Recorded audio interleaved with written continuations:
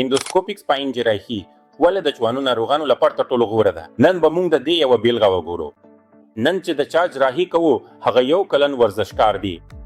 هغه غواړي چې په راتلونکي کې د هیواد استازیتوب وکړي په سپورټس کې او دې لپاره ډیر زحمت هم باسي. خو امده کې د هغه ډیسک وتلی ده چې د هغه اعصاب یې فشار کوي دي. د همدې له امله هغه په چپ پښتۍ کې ډیر درد لري او نن زموږ غوته راغلی دی. نو موږ ورته د اندوسکوپیک سپاین جراحي مشوره وکړه ځکه چې پکې کټ زموږ د نوک نه هم نیمایي کوچینی، عضلې هم نه پرې کېږي، هډوکي هم نه پرې کېږي او د ډیسک هغه ټوټه چې اعصابو ته بیا فشار ورکوي موږ هغه وباسو چې ناروغ جوړ شي. د دې ګټه دا ده چې ځوان ناروغان چې غواړي سپورټ ته لاړ شي هغوی له دې وروسته خپل سپورټ ته دوام ورکولی شي او د هیواد نوم روښانه کولی شي. نو راځئ د دې ام آر آی نه مخکې ته پوه شو چې موږ ولې د دوی لپاره دا جراحي کوو. دا د دوی ام آر آی عکس دی. په دې کې موږ لیدلی شو چې دا دومره لوی ډیسک بهر وتلی دی چې د دوی اعصابو ته فشار ورکوي. دا د ډیسک ټوټه چې بهر وتلی ده د چپ اړخ عصبه یې تر فشار لاندې راوستې ده. په شی اړخ کې موږ لیدلی شو چې عصبه ښه ښکاري خو د چپ اړخه عصبه تر فشار لاندې ده چې له امله یې دوی ته په پښه کې ستونزه ده. دوی نشي کولی اشغابې وکړي، نشي کولی وګرځي او د دوی ژوند پرې اغېزمن شوی دی. همداراز کله چې موږ اوسټاجیټل کټ ګورو نو راز وګورو چې پکې څه ښکاري.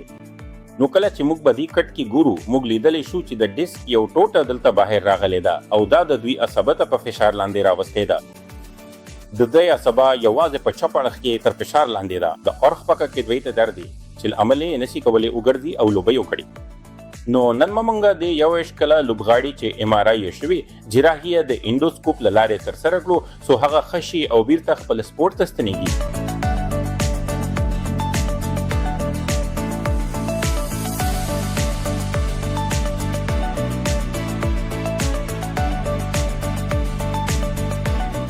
زه د خپلې جراحي شاوخوا 45 ساعته وروسته عادي ګرځېدم.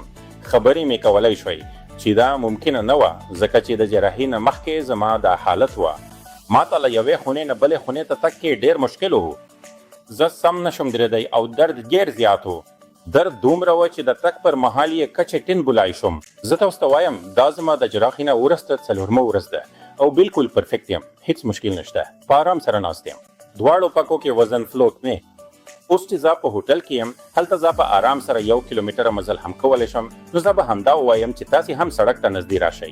که تاسې ته هم دا ډول کوم مشکل وي ټولو ته یې وښایئ. ستاسو لپاره به سر سید تر ټولو ښه درملنه وکړي لکه زما چې یې وکړه او سنیم هم. ما ته ویلي چې 2 میاشتو وروسته زه بیرته سپورټ شروع کړلای شم. مننه.